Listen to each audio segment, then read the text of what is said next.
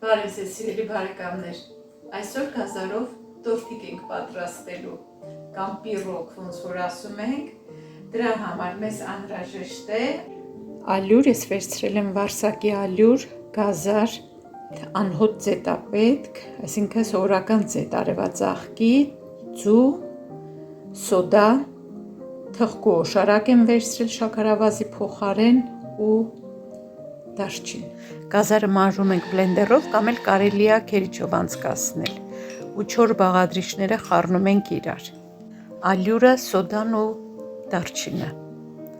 խառնում ենք, սա մի կողմ ենք դնում, առանձին ամանի մեջ դատարկում ենք արդեն մանրացրած գազարը,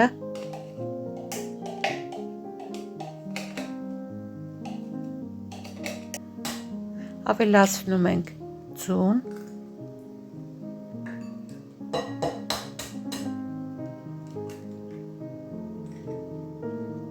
խառնում ենք մի փոքր ու ավելացնում ենք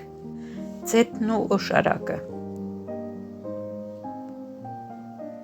Իհարկե, եթե օշարակ չկա, կարելի է շաքարավազ ավելացնել։ Միքսերով հարում ենք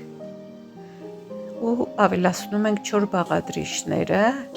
լավ խառնում ենք իրար, ահա այսպիսի մասա է ստացվում։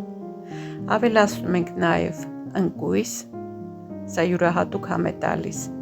ու տեղափոխում ենք տորտիկի ամանի մեջ, ես յուղաթուղթ եմ փռել ու մի փոքր ձետ եմ փչել կամ կարելի է կարակ քսել,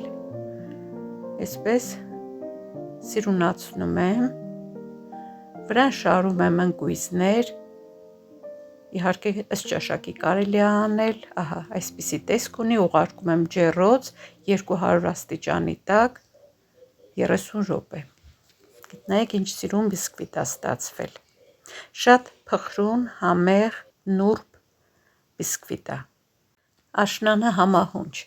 դուք էլ պատրաստեք ու անուշարեք թեյի կամ սուրճի հետ, բարի ախորժակ։